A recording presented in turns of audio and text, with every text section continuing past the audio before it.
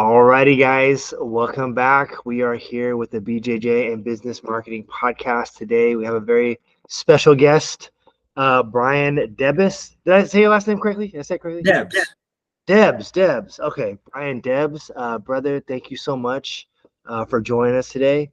I know you're doing a lot of really cool stuff. You have some new software. We were just talking offline about his cool computer. If you see it, looks real fancy with the lights and everything.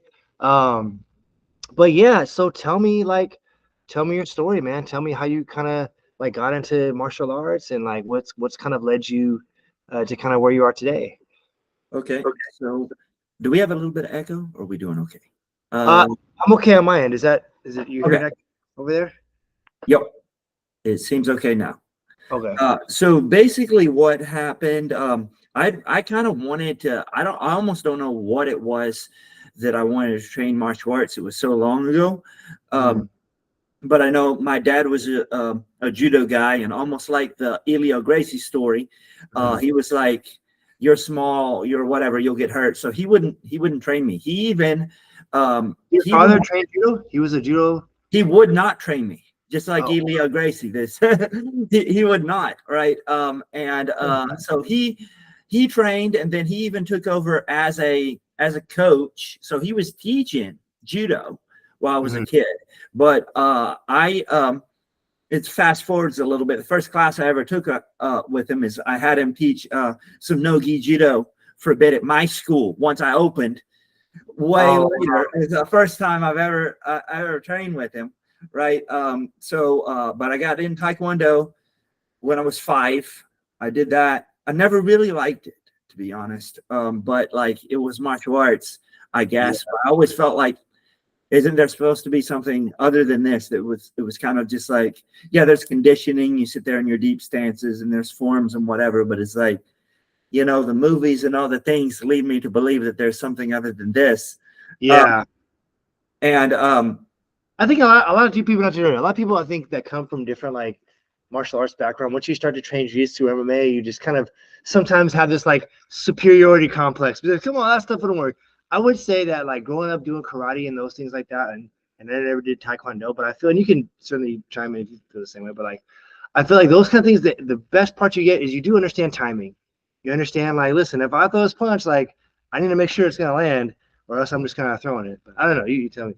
Right. Well, I think it depends on your experience. And when you join when you're 5, there's, and I get this because we have kids programs at my school. At my school, I even have a program. My mom's a preschool teacher or an ex-preschool teacher. My dad's a judo coach, and then I have some other coaches and whatever.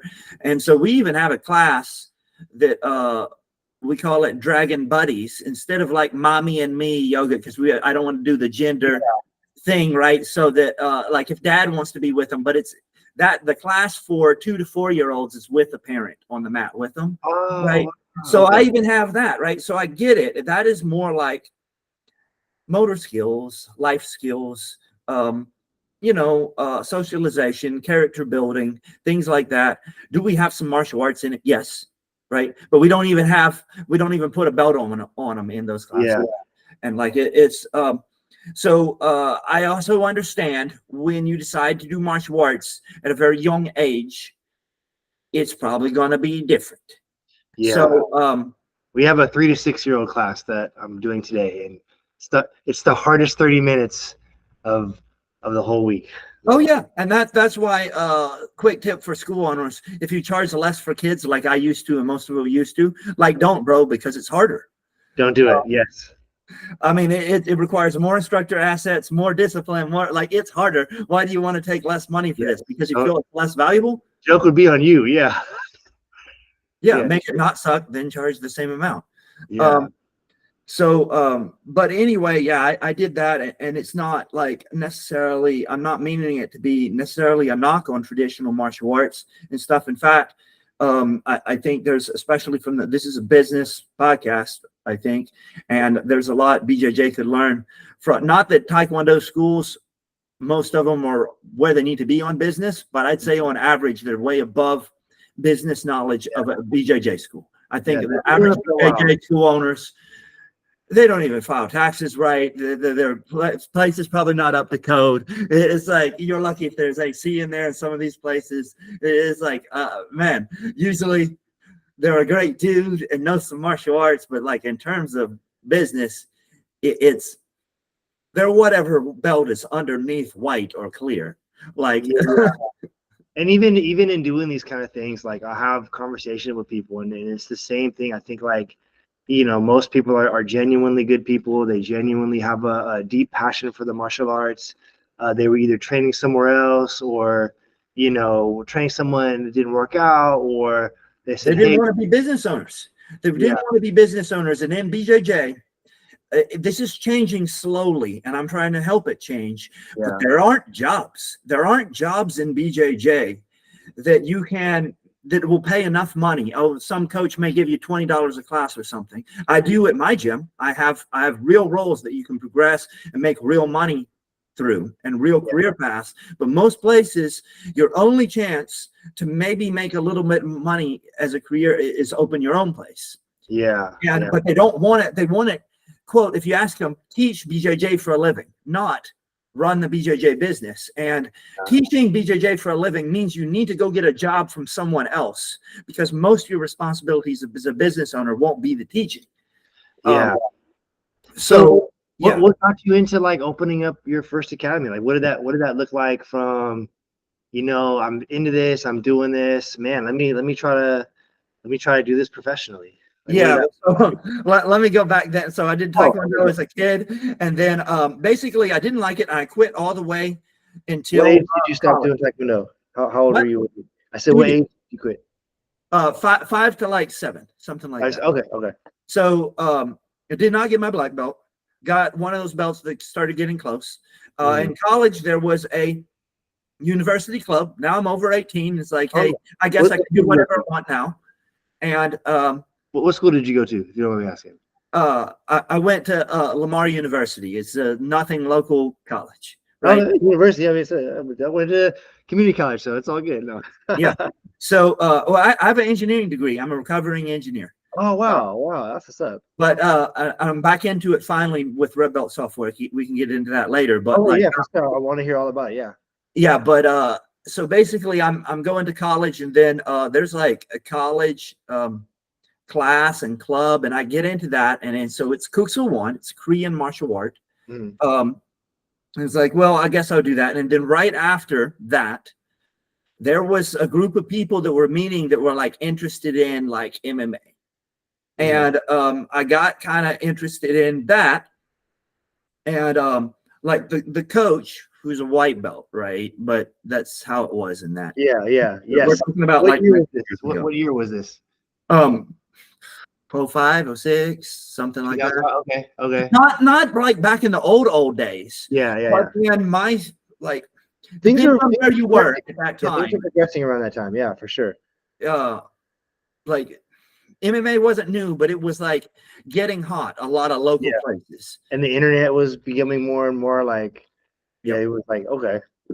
Right. So there was some dudes like training that, and then they were like at a karate school elsewhere in town also, that is like originally they were doing like tough man competitions, then they were getting into like local MMA scene at bars. Oh my God. I remember that. I remember all my boys were like, dude, we gotta sign up for the tough man. I knocked somebody out. Oh my God. That's how that funny. So no. I wasn't actually interested in fighting. I never thought I was going to compete at all. I ended up competing a lot in Jiu-Jitsu, and I've cornered people in MMA. I've never fought in Tough Man or MMA or any of that. I was, the small bullied person, 60 pounds going to the high school. I was relentlessly bullied in high school. Like I probably didn't go a single week, most of my middle school and high school career, without some instance of physical violence. And I'm counting shoved into the locker as physical violence. Like it could be mild like that, or it could be when I came home with my face, like a footprint on my face from being stepped on. And the exciting part about that is that happened in the middle of the day, and no teacher even brought it up until my mom saw it at the end of the day, because everybody's like, I don't want to be the one to have to talk about this. Yeah. So it's like there's literally a shoe print on my face all day, and the teachers didn't want to talk about it. It's like, I don't want to be the one. Yeah. That's next year's responsibility. I'm sure somebody's already handled that. That's a not me problem, not my job. Yeah. But anyway, so I was all that, and then so I'm not street fighter, tough dude. What I'm definitely avoid violence, dude, but wanted to like not be that person that went through all that, and you know, I liked the dudes that were teaching Kuk Sool Won. I think they were good guys, but so much of it was, why do we do it that way? Well, Grandmaster Kuk Sool Nim did it that way. And some of it is like kind of some semi-ridiculous stuff. No offense. And I feel if you're like an engineer or you have the engineer brain. Well, but I want to know why it works. And so then these guys, even though the MMA was kind of bad, at least they had some reasons and things like that. And so even that coach was like, I asked about going over there, and like he was like, don't go, you'll get hurt, or whatever. Like I was like discouraged even by the coaches. And sure enough, I got my the other black belt karate instructor, so not that coach that was at the university, but another white belt in jiu-jitsu that was trying to teach jiu-jitsu. He ended up breaking my arm in Americana, breaking my humerus bone with a spiral fracture in my first month of training, and I still went back. Right. And then I ended up. Okay. Was it just like pressure? Like he just like it was even by top or like it was there, and then as he was letting go at the end, he was picking it up because he didn't understand how it works. So Americana can work this way down, but if you pull it up when it's at his, they could also. So as he pulled it up as he was letting go of it, and it broke. Right. But it didn't break at the shoulder where it's supposed to break because he was doing it weird. Right. But it did a spiral fracture in my humerus bone. And it's like, so I was there for over a year. I can't tell you exactly. I came back and I went through injuries and I dealt with all that stuff. And like, you were a second-class citizen if you didn't want to fight MMA there, basically. So he'd be like, hey, do the 1-2s down the mat. Even though later on, I was there longer than almost anyone that was there. It's like, hey, fighters back here with me. Everybody else, practice your 1-2 down the mat like by yourself. What state are you in? Texas. Texas. Okay, shout out to Texas. Okay, that's what's up. We're in Texas. Beaumont, Texas. Where's that at? Like an hour and a half from Houston, like 30 or so minutes from the Gulf of Mexico or from Louisiana. Maybe I went to Dallas one time. It was like that's really like 4 or 5 hours, maybe 5.5 hours for me even. Okay. Texas is a big place. That's up.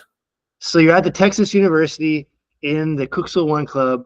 Everyone's it's tough guy club. All the tough guys over here. Well, the Kuk Sool Won is not right. Those guys were super safe, but they're very traditional. After that, they were like meeting and like playing with some MMA stuff, and I followed those guys over to another place. So I did not get hurt in that Kuk Sool Won place. They were super safe, but they were like, do it this way because Kuk Sool Won did it this way. Yeah, Kuk Sool Nim, the grandmaster, did it this way, and it was like very traditional. So I ended up after a zillion injuries and like different, also other issues there.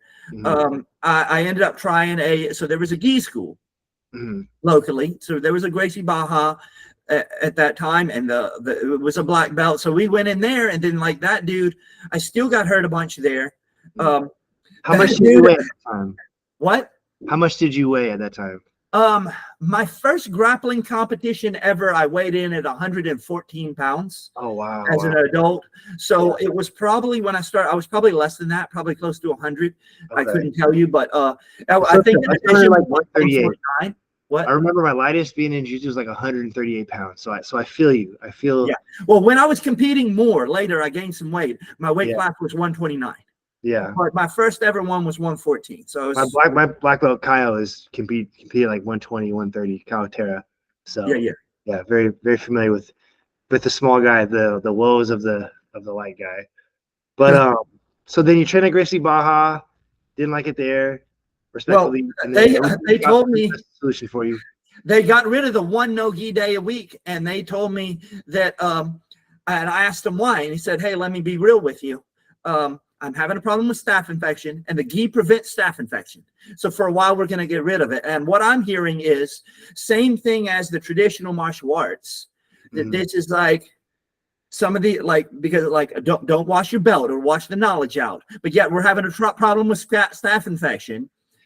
That couldn't possibly be on that belt. There's jiu-jitsu on the mats. We never clean them. That's where all the jiu-jitsu is. You just rub your face in it. It's good. You got to cut. Yeah, and so anyway, hopped around and and then I ended up, I started, I still out of loyalty to those guys at Kuxu One. Like I kept doing that all the way to brown black belt. I wouldn't go to Tom Ball at the test, right? Because I didn't care. So once again, didn't get to black belt. Then I started kind of taking over. That club was ending. I started taking over it and making it a jiu-jitsu club.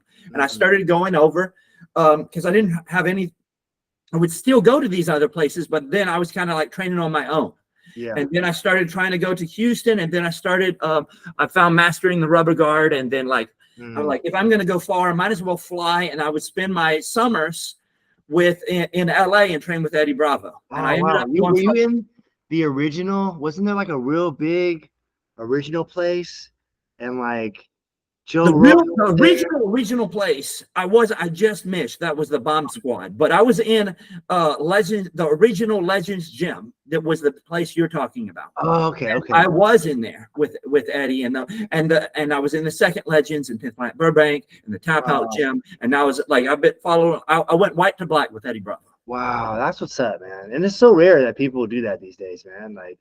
That's what's up. So, and then the rubber guard, I remember when that came out, everyone was like, "Oh, this rubber guard."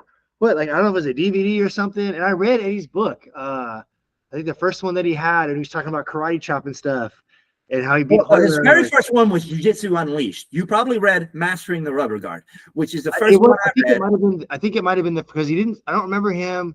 I don't know, to be honest. I can't be specific, but I remember he was talking about karate chopping and how all I learned how to do was karate chop at this karate place, and then I did Jiu-Jitsu with Jean-Jacques, and then I went compete against Hoyler, and oh my God, I did it or something. That was what I remember from that book. But yeah, it was around that same time, 2008, 2009, that era. So, okay, so you started training. What you would fly? You'd go out to and spend your summer. I didn't own a cell phone until I owned my business. So I didn't I was all the little expenses low. I remember I took the bus one time from so I was in Vegas for a Grappler's Quest, and I took the bus to San Francisco, trained at 10th Planet San Francisco, and then did a Gracie Worlds tournament over there. Who was teaching in San Francisco when you were there? Who was over there? I said, who was teaching in San Francisco at the time? Danny Pacopos. Danny, okay, I know. Yes. Okay. Yeah. And then took the bus, a 12-hour bus ride over the night, and saved a hotel trip, and then stayed in a hostel with a shared bathroom. And I had to study the map, right? Because I didn't have a smartphone or a phone. So I had no phone, and I would ask people for directions as I walked to 10th Planet San Francisco there. And so we did all that stuff, to be able to afford jiu-jitsu. So that's all these people bro, I can't afford it. Bro, I don't think I've ever met anyone that ran an academy or was serious about this that didn't make some kind of crazy sacrifices you're talking about for just to learn jiu-jitsu. You know what I mean? Just to be able to bring yourself around. I remember the next generation will be different, but things were you had to really look for it if you wanted it. I started back in 2000, and it was you would see maybe an ad in the phone book about jiu-jitsu or something like that, or I think literally that's how. And I went and I drove. It was an hour away, and the place was closed. And then I found another one, which was maybe 45 minutes away. And it was all this follow-up we do to get people in, all these business practices, things we can talk. Nobody had that. So if you were a black belt from that age, what's probably the case is because you would talk about there's a certain percentage of people that are going to make it no matter what. They're going to come in their gym and they're going to make it no matter what. And there's a certain percentage of people, they ain't ever going to make it no matter what. And then there's all the people in between. Well, of our generation, almost everyone left was the make it no matter what people. Yeah. Or I say make it no matter what. It's not that those people can't have something happen because, but I had like all those places you would call, it go straight to voicemail. These guys are unreachable. They complain about Yes. Or they wouldn't even have a phone. Yeah. Oh my God. Yes, bro. That is insane because it's so true. some Like, people still like that. It's getting better, but some yeah. people it's still like the average. If you're a business blue belt, just like in jiu-jitsu, if you've never seen a black belt, the blue belt could pull off being a black belt because they'll destroy everybody. Right. And that's the same thing in business. I remember seeing a purple belt back in the day. I was like, "Oh my, bro, this is a purple belt, bro. I never seen one." And this guy, he's from Brazil. Oh, wow, oh my God. Purple belt, like a creature, supernatural creature of darkness. Yeah, Even a blue belt isn't going to lose to anybody.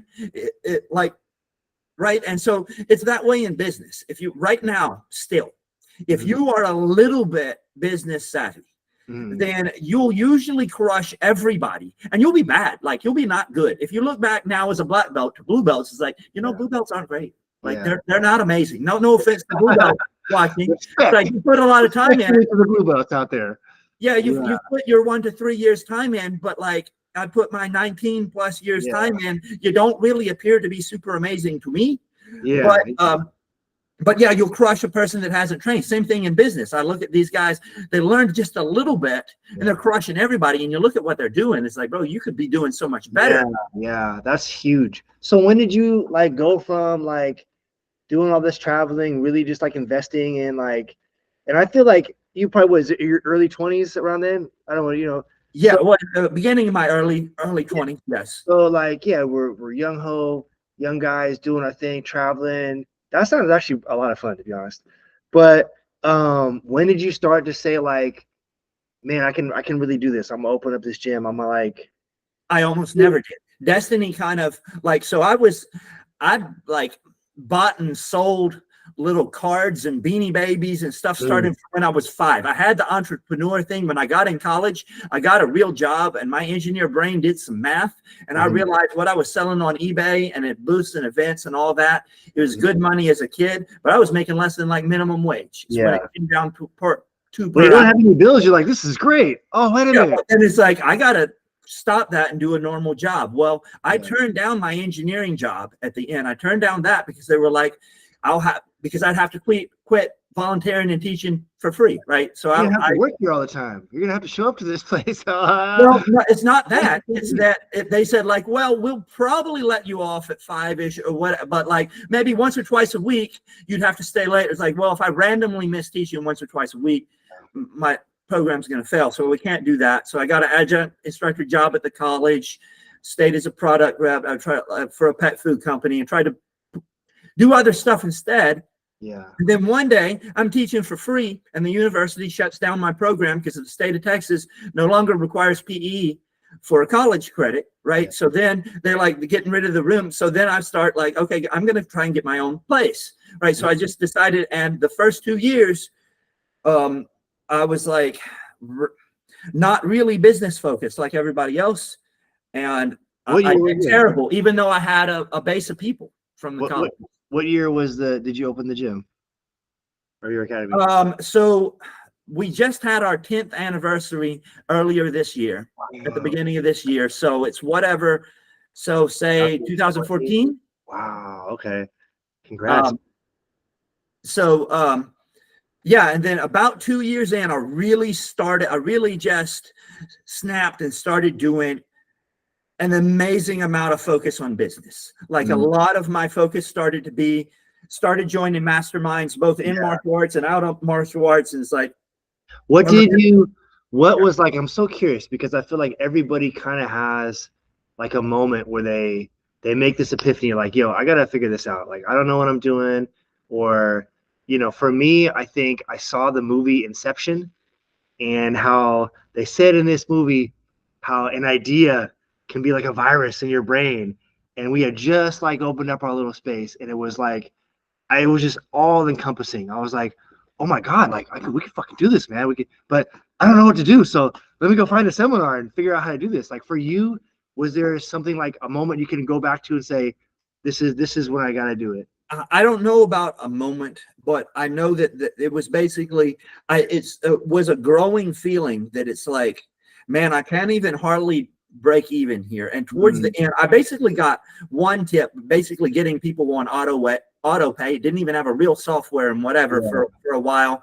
And that helped me get close to even. We used like an old Visa, like in the beginning. Yeah. Which is a super dumb idea, but I switched to that and that helped me get close to even. But I was like, sleeping at the gym. I stayed at the gym all the way to COVID, by the way. Wow. But I could have moved out later than that. Is just like all the way at COVID. Then like I got a notice of violation on my door for staying by myself inside the gym, and it was like then I had to move out. But I was good by then. I was financially able to. Before then, I just never. Was used to it, right? Yeah. But it was just a growing feeling that like I'm not going to be able to maintain this. And then like what year was that? What year did that? Like how long had you been doing this? About 2 years in, I joined my first. I didn't have the $500, and I put $500. I committed to a $500 a month martial arts mastermind. Okay. And by the time I'd increased revenue of my school by $2K by the time it was due, right? And so I really started, and then from there I started doing like following Russell Brunson and ClickFunnels was my next step. Like I was marketing. Yeah, he started around then. Like Russ, I remember I first got into ClickFunnels like it was like 2010, and then it wasn't until the pandemic that I revisited. But okay, yeah, that's what's up. Okay. And then following sales training and like Ryan Stewman, and then follow like different things both in and outside the industry.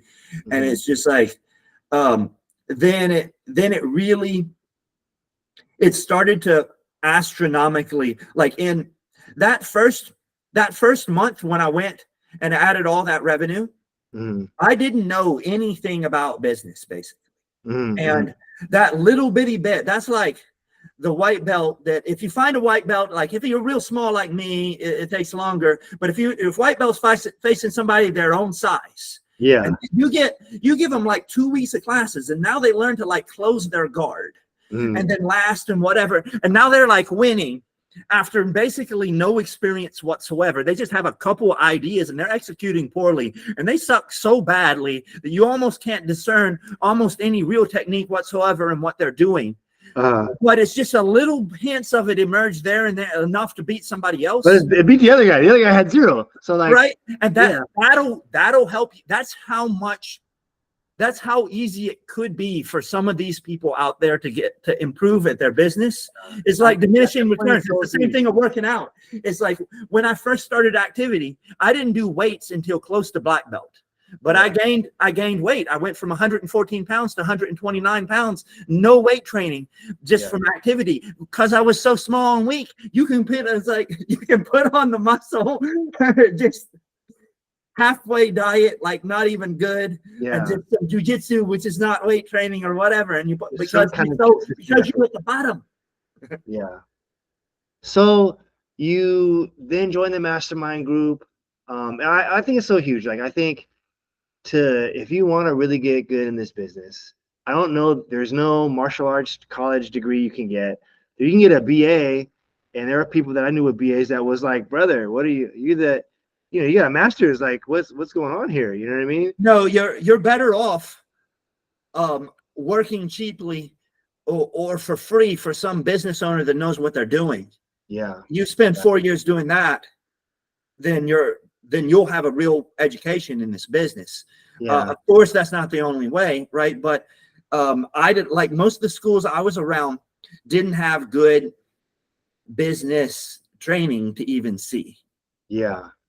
So let's fast forward to the pandemic and how, like from the beginning to the end, what did that look like for you? So I did outstanding during the pandemic. Oh, nice. Well, there you go. Because I closed my gym and I followed the rules, but I still lived very cheaply and I was already successful. I sent a whole bunch of other gyms money. I sent like little things trying to keep them from going bankrupt during the pandemic because I was already kind of set up, and I did not yet have full-time employees. I had part-time employees. I started them right when we came back from the pandemic. I hired 2 full-time employees. Oh, nice. And hit the gas, but I was okay. I'd started my software company right before, Oh, okay. Not in terms of announcing it or having users, but in terms of building it and deciding I wanted to go that direction. Okay. So Yeah, tell me about this, like what got you into, I mean, I think as entrepreneurs, we see opportunity, right? Like, hey, look, I can open up a school here. I can teach this. I can have this program. This is like my niche. This is what, this is a problem that I can solve, right? And coming from a place where, back in the day, it's like First Data or something like that, where you're just like running people's credit cards. So like some of these other, mind bodies that are like super complicated kind of thing. Like what did you see that brought you to a space where you're like, you know what? I think I could do something. I think I could do it better than everybody else. And then what did that look like for you? Right. So I had, like I told you early on, I started getting into stuff other than martial arts industry. So looking at ClickFunnels, I've seen Go High Level, I've seen these different things, and you start looking at these softwares that are outside our industry, right? Yeah. And then you start looking at these martial arts CRMs that brag about doing the best, and then the customer service is usually awful. And then like I remember having a conversation at a mastermind with one of the owners of one of these companies. They were like, and they told, like, I talked to them about a bug that we were having. Like, our company don't have any bugs. And like, even Google and Facebook have bugs. Yeah. It's about how you deal with it. And it's like, their attitude is like that. And they don't, all of them that I saw didn't really have the attitude for the modern era. And you look at these guys, you look at, oh, they're all-in-one software. Okay, excellent.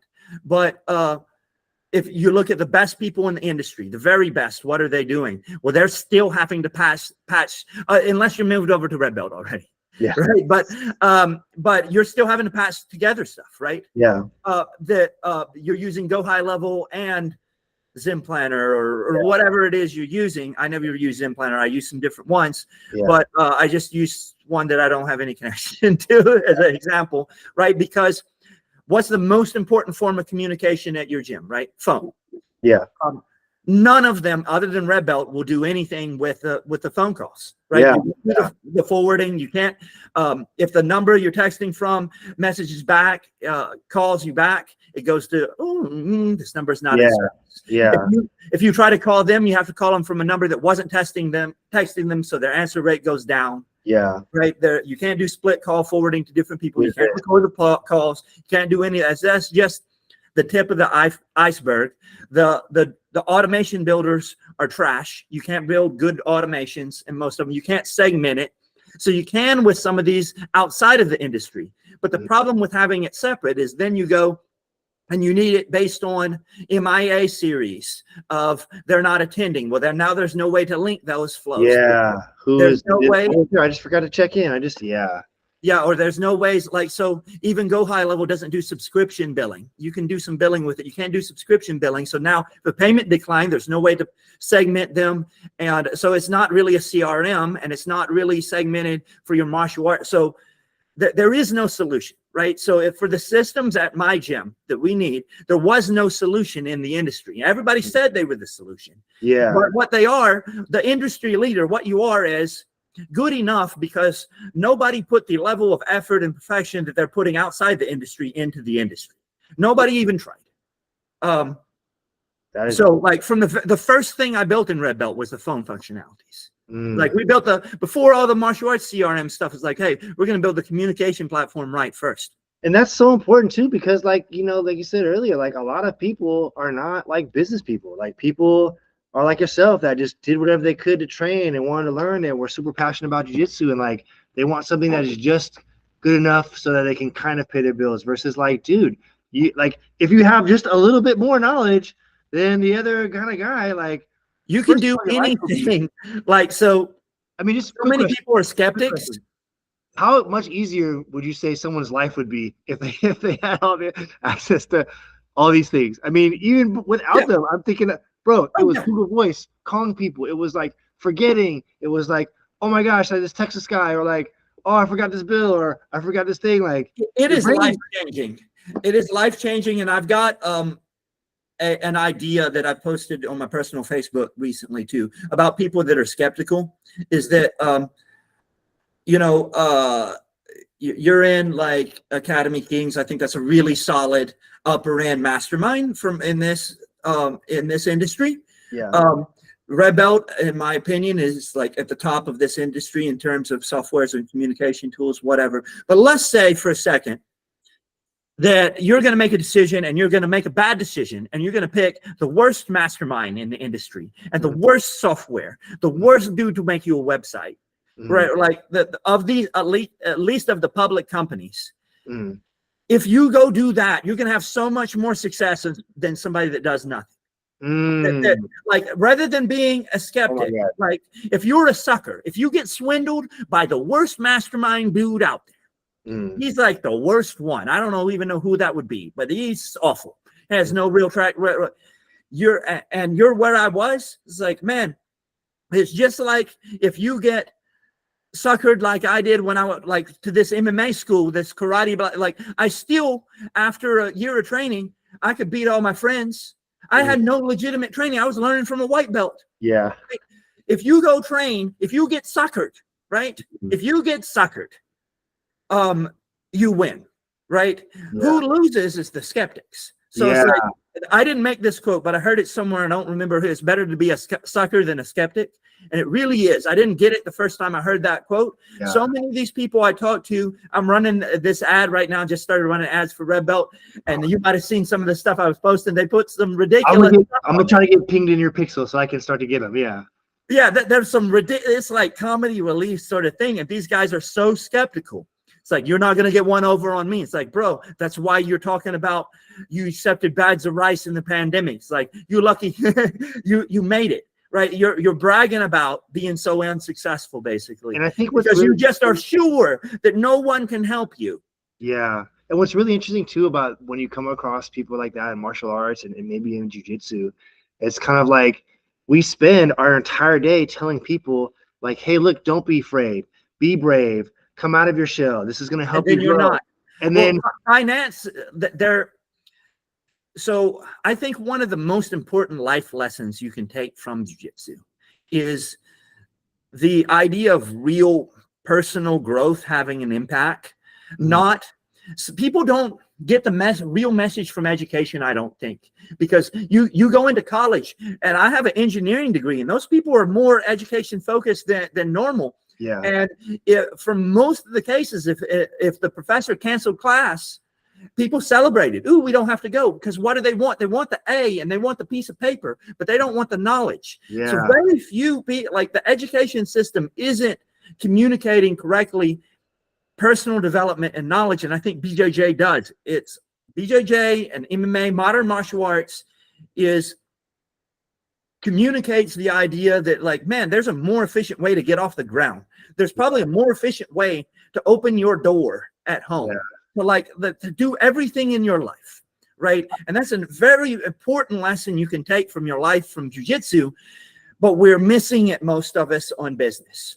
With that point, how do you think you can communicate that to people? Like, what do you think it will take to have people kind of understand, like, the only way I know is repetition, to stay here, to lead by example, and to keep having the message there. Because the answer is that there's all sorts of studies on this. It's very difficult to change someone's beliefs. It's the reason, like, what's your favorite football team?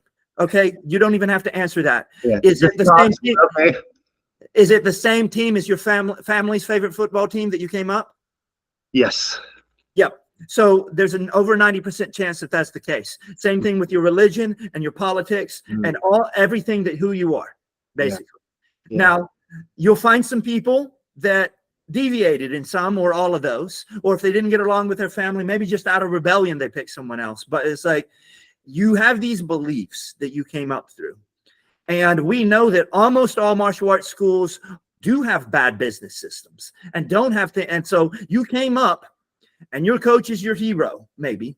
And like, you can't, and you say, even if he's not, even if you're not on good terms anymore, you say, this is the way, this is what you know. It's very hard to change your belief that I come at you with all this different stuff you've never heard of, that should be the way. No, the way is you turn the heat up and you sweat, and you just you go compete and perform, and you just compete hard enough and train hard enough, and your students will come. That's one of the biggest lies in jiu-jitsu. Maybe it's worked for 1 or 2 people, but there are literally world champions that I haven't worked well for. There should be some kind of thing that in our industry it says, don't get business advice from Kevin Costner movies. You know what I'm saying? Because everyone thinks they will come. Yeah. And first of all, and I was just last guy, like, first of all, like, that's not the quote. The quote is, if you build it, he will come. And the he was this the baseball guy ghost. Who it was dad? I don't remember who the guy, but it was dad, right? That was this. And the people like, bro, your dad may come if you build your school, but that's going to be it. And he's not going to do it. He's just going to tour it one day. Your dad will probably come there. Your dad will probably come there. But he won't join. He'll just like, he won't pay you to be a member. Oh my God, that's hella funny. Okay, so run me through Red Belt. Run me through like what, someone gets started, how easy is it to implement? Like, for people that don't understand this business and people that are thinking about getting into jiu-jitsu, people that are thinking about getting into some kind of CRM or graduate from that beginning kind of thing. Like, first of all, getting these things that this guy's talking about is like, will save you. Like, I was doing this like without something like you're talking about for 10 years. And I'm surprised I'm even here having a conversation. Yeah. The moment I started implementing these things that you're talking about, my life has changed for the better. So how would you then like walk someone through like being able to start using your software and explain the benefits of it? So really, just like in martial arts, you don't have to implement everything at once to have a positive result. And I have done for you flows and things that I can give you and import and stuff. It's also a drag and drop. What's your favorite one? What's your favorite done for you workflow? So I can give you the entire system of all my flows, but basically for a lot of these people, just like leads to appointments conversion flow. Okay, right? Sorry. For those of you that are not tech savvy, can you explain what a workflow is? Yeah. So basically, we have a drag and drop builder, and you can say when a contact is created, you drag that in, and you're going to do what? So someone goes to your website, they say, I'm trying to learn jiu-jitsu, I'm going to get my free trial, click, boom. Yeah, and then they get a message, and then you can send them a text, send them an email, and then you can send your team a text and an email saying they opted in, and then you can delay a day, and then send them another follow-up. Right. And then delay another day, and then you can tag them by something. Right. And then if they set an appointment, you can have that removed from that automation, move to another automation. Reminder for that appointment. Remind before that, like if they no show, different automation for that. So like we can give you all those. You can easily build them, but if you don't know how to build them, you can get them pre-built. And then I think the importance about what you're saying too is like, if anyone that's watching this has gotten a spam phone call, like we are at the peak of spam calls probably in general. And the reason why the politicians don't want to ban it is because they call you too. They want to call you and text you and everything too. And there was a point in time where I was getting like 17 calls a day from just different kind of things. And this is like the traffic that we as business owners and people have to get through in order to just get people to show up. Like a call and a message, like, 5-6 years ago, that might have got you a response. But in order to really like connect, it has to be consistent. You have to be very consistent. And then I think really the idea that the text and calls have to come from the same number so they'll get the answer rate up is becoming essential. And if inside the industry, Red Belt is the only one that you have the option to do that. Wow. So it's only us. Okay. And there's so many things that it's just only us. And I also come from a perspective that I started like, yes, I've done a number of masterminds in the industry, but I've done a lot of stuff out of the industry too. Yeah. And like, I think some of the business people in this industry are so buried in this industry that they're not open to looking at other stuff. Yeah. Best ones are joining, like, I know the people that run Academy Kings, they're also in martial arts in masterminds that are outside of this industry. Yeah. So, but in general, many are like, that's good to be in industry specific stuff, but like this industry is low level. The bar is low. And but things are changing and ad costs are rising. Yeah. And I learned how to run ads, and I don't run ads for other people. Mm-hmm. I don't even like running my own ads. Yeah, I don't either. Right. But I know how to do it. And the first thing people ask is like, hey, run my ads, get me more leads. Well, the thing is if I did that for you, the answer is no, I'm not doing that for you. Yeah. But if I did that for you, you wouldn't know what to do with them anyway. And you were like, the leads are bad. It's like, bro, you have to do this other stuff for the leads to be good. So the first thing you do with your best leads you're getting, with your SEO leads, your referrals, you've got to start by nurturing. You've got to start with what I'm recommending here, in my opinion, and get the most out of them. And then when you're ready to run ads, you have to have these systems in place, both the tech and the people systems in place, or you'll just be throwing away those leads. It doesn't matter. And that is what you're saying is like so huge, because someone told me this, like if you are in, I think I heard this at maybe a Lloyd Urban seminar, and they said if you get into marketing, if you market your business, like two things are going to happen. Things that you do really well, people are going to know about it and they're going to hear about it. And also the things that you are doing very horrible and very bad, people are going to know about that a lot too. You know what I mean? So if you have, if you're horrible at following up with people, if you're horrible about being able to track your billing, track who's showing up, following up with people, requests and things like that, like that's going to be exponential, right? And if you have a system in place that you've learned from being in business development groups and using the right software and stuff like that, then that's just going to better the experience of your customer and things like that. So how long have you been doing Red Belt? How long have you been doing the software? Right before 2020, I was starting that approach, but I didn't it took time because I didn't take any investment money. Yeah. I bootstrapped the whole thing. I used money from my school and my personal savings and stuff to build it. And a ton of my time. I spent over 4 months in India. I met just recently. I missed my birthday. I think you need your own reality show, bro. We gotta just kick cameras, follow you around, man, because like that just sounds like so. Like I'm telling you, maybe that's your next idea. No, true story. Wow. But yeah, I missed New Year's, Christmas, my birthday, Valentine's Day, Thanksgiving. I was over there for everything, and like I finally got to my school to a point where I could leave it, right? And then my focus has been, I'm back at my school. I'm still having a part of it. I like being there, but I got my school to a point where I could leave it. And then my focus has been at Red Belt and making this successful. What kind of results would you say that you're delivering to people with the software now that you have it like up and running? The people that Red Belt is a tool. Like if you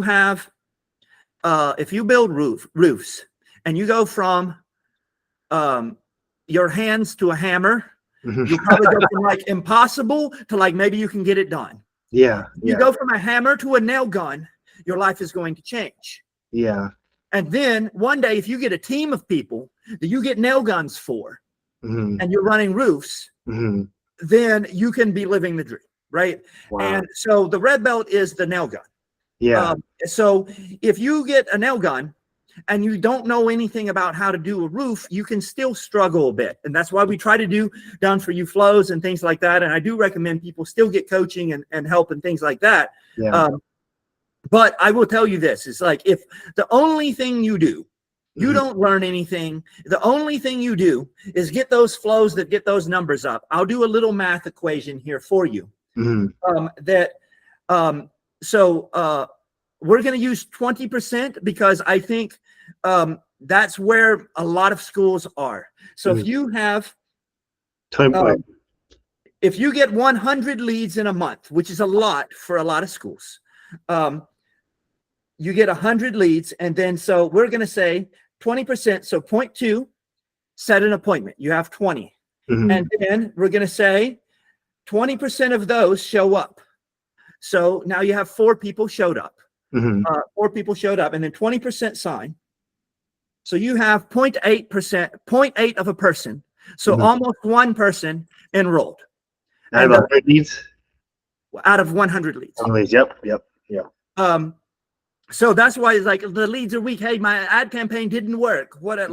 So 20% is honestly now like, oh, I have better, like, yeah, if it's a referral, if it's a certain type of person, but being able, that's the numbers most of you can do from a Facebook lead. An SEO lead is a little stronger, that serves for you, a referral, better branding makes it stronger, but 20%, most people, if you don't have good systems, that's the most you can do. So 50% is average if you have some systems. And we can, with red belt alone, we could take you all the way from 20 to 50%. So let's have a look at the difference. So 100 and 50% of them set an appointment instead. So now we got 50 there. And now 50% of those show up. You have 25 show up. And now 50% of those sign.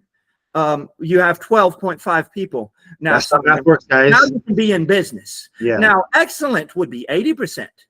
Yeah. Now, if you did everything perfect, you synced up and you used red belt excellent along with people. You use the phone systems, the forwarding. You have a highly trained staff. Now you can take the same 100 leads and you can do 100 leads, 80 of them. And this is 80 is hard to maintain, right? But this is the goal. This is the dream.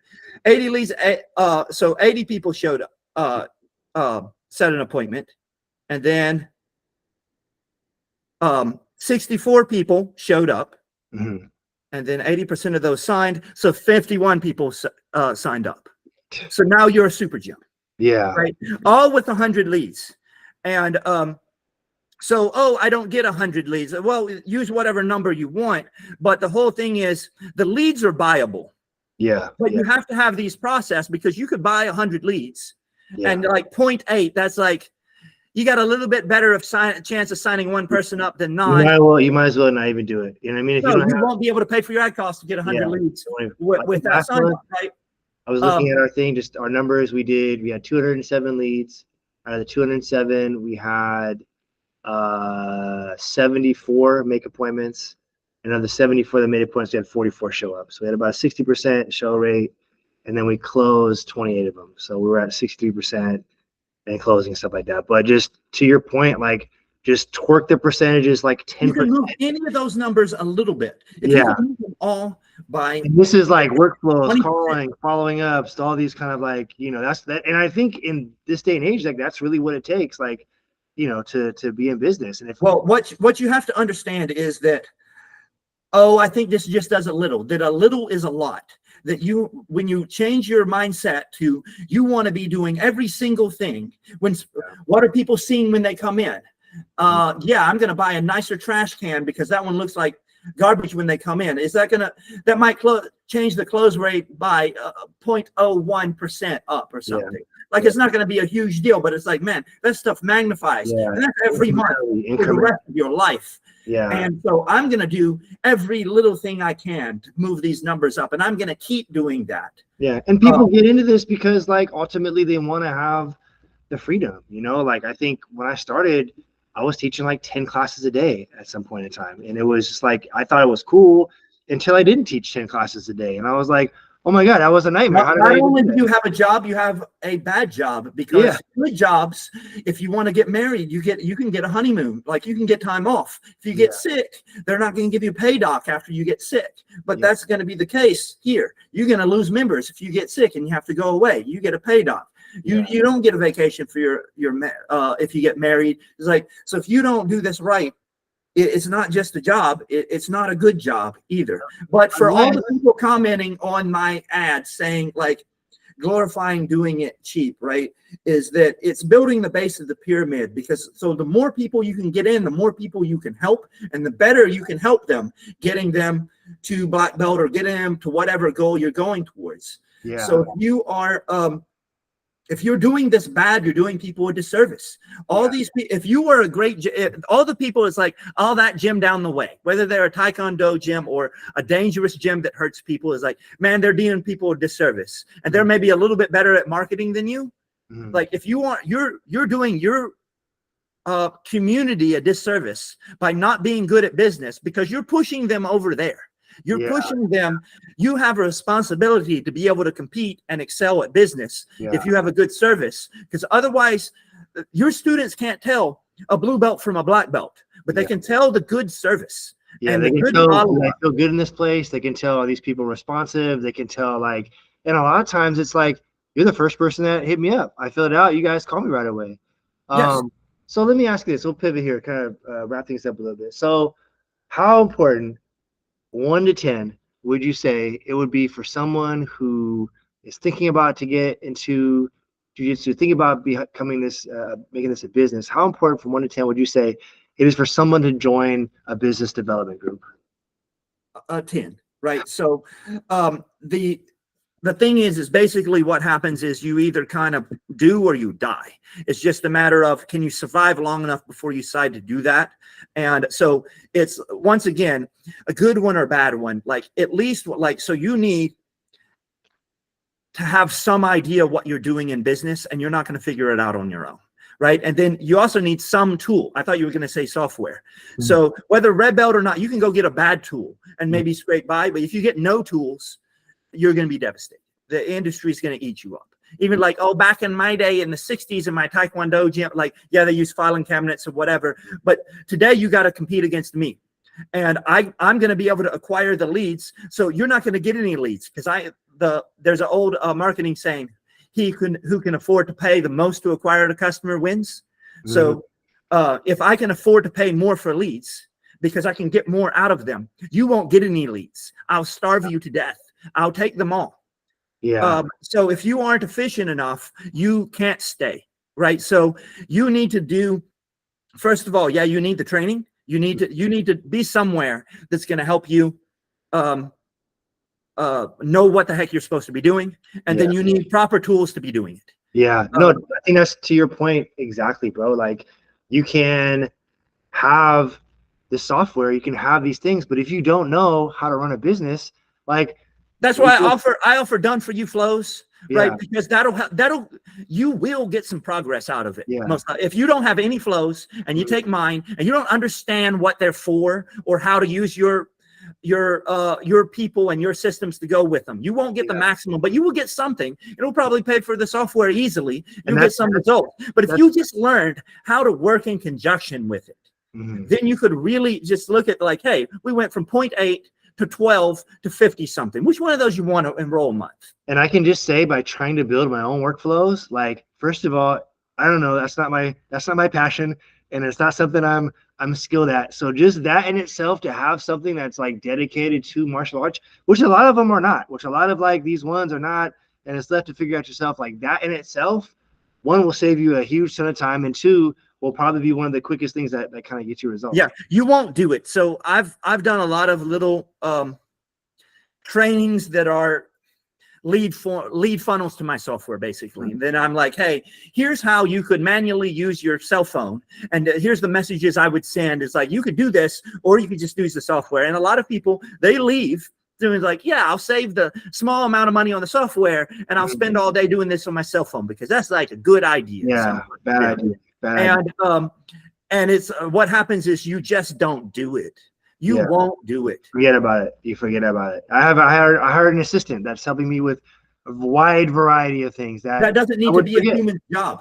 Yeah, you know what I mean? A human can work in conjunction with this to maximize results in the calls. But like that, this is we are in an age of AI, and I'm kind of zigging where everybody else zags. Is I'm on the board where I think you should call the customers. Yes. I think it's viable to not call customers. People are doing that, but I think you're going to have a higher conversion rate if you do call them. Yeah. Right. There are some companies out there saying, hey, use our AI. So Red Belt is built on setting you up on the phone to supplement is the general idea. We have alternative flows that I can do the same thing other people are doing without it, but I think that is the best answer. That is the base that Red Belt's flows have. It's like the goal is to not auto set you an appointment to get you on the phone, because the show rate will be higher, the setup rate will be higher. Yeah. And like ultimately, we're dealing with people. We can AI, computer stuff, and text people and email as much as you want. Ultimately, a sale or relationship is built by two individuals that are human beings. You know what I mean? And the phone call, the voice to avoid. Very soon, we're entering an age where all these schools, because what do people like doing better? They like buying a thing, but not putting work in. So if you buy the service and you don't put work in, you're going to be in a community very soon where everybody has the same thing. But if you put the work in, you're always going to be ahead. So if you call, you're different. Yeah. Right. So yeah, totally. So let me ask you this last thing. Like, so you've been in mastermind groups. I've been in mastermind groups. We've, talked with different people. Like, for me, working with Lance and those guys has for sure changed my life. Like, I can go on about how the stuff I don't have to really do that much anymore. And I can come here and do these podcast interviews and talk to people and stuff like that. Like, I know you mentioned like it is, 1 to 10, 10 being the best, like, or 10 being like the most important to get into business development. For sure, we think we both agree it's super. It's almost like I tell people, like, look, if you want to learn how to play baseball, right? You could, read books on baseball. You could watch YouTube videos on baseball. You could, get baseball magazines. You could read baseball blogs. You could join a baseball team. You could get a baseball hat, but ultimately, if you have someone that's really good at playing baseball, showing you how to play baseball, chances are you're probably going to get better faster at playing baseball, and I think that for me, and that's what you did at jiu-jitsu. And everybody that teaches jiu-jitsu likes to hate on jiu-jitsu people that try to just learn it at open mats or online, right? So you hate on those guys, but you want to do the same thing in business. And the difference is this is what you do for a living. Those guys are just in it for a hobby, so they're actually not nearly as guilty as you, right? So if this is what you want to do for a living, put time into it. Right. And yes, I mean, in answer to your question, it's 10 out of 10. Get some sort of software tool. Try to get the best you can, but anyone is better than nothing. 10 out of 10. Get some help coaching. Right. It's better to get a good one, but any of them will probably help you. Lance has a great group. He knows what he's doing, especially here in BJJ, because he's an actual BJJ guy. Right. So many of these guys aren't like so. But like I said, he's got to be in the top tier of the industry that I've seen of it, but join the bottom tier, bro.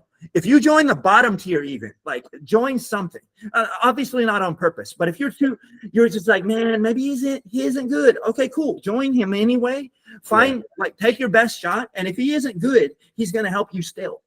Right. Yeah.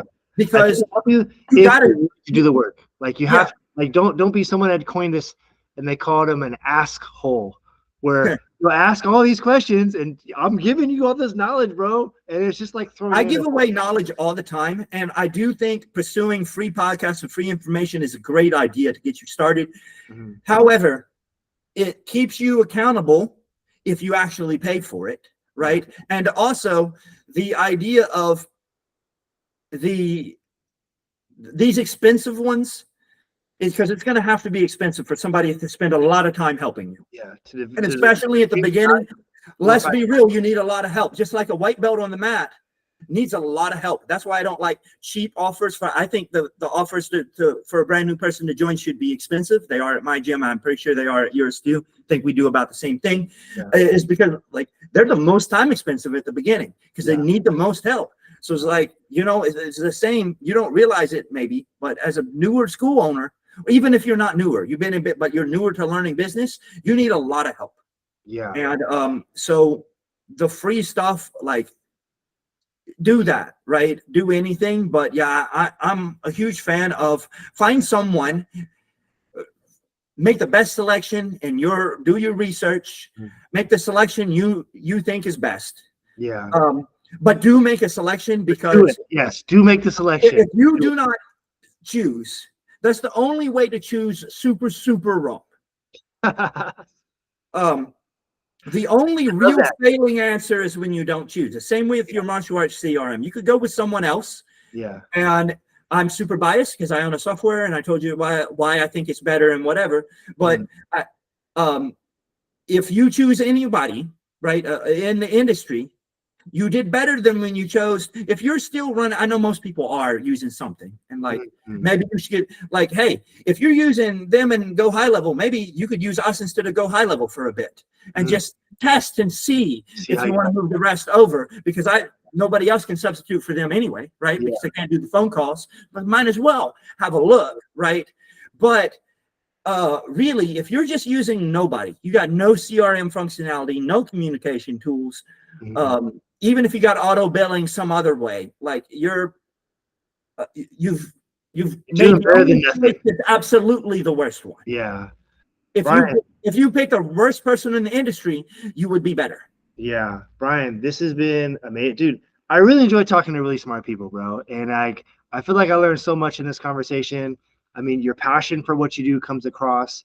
I really do believe your next adventure, you should like blog it or video record it because it just sounds amazing. I mean, just getting that mental image of getting on a bus. For those of you that haven't taken a bus, like a A Greyhound bus, night bus, a 12-hour night bus. yeah, Like, do that if you still got a body to do that. that's an experience in its own.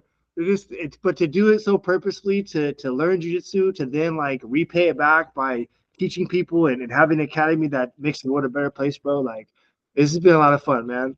Well, thank you so much. This has been episode 6 of the BJJ Business Marketing Podcast. Check out Red Belt Software, guys. I'm telling you, if you don't have anything, start with this. If this is the thing, go with it. I mean, you can see this whole conversation. I can tell you, I've been in this industry for a long time. This is really, really good stuff.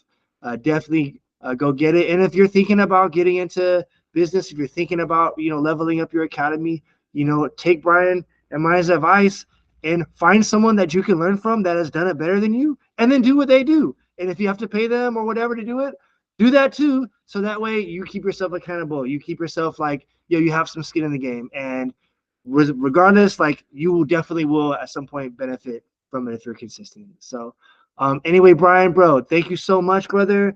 We'll tap in and this has been a lot of fun. So hold on here. I'm going to just stop the recording here. Oh,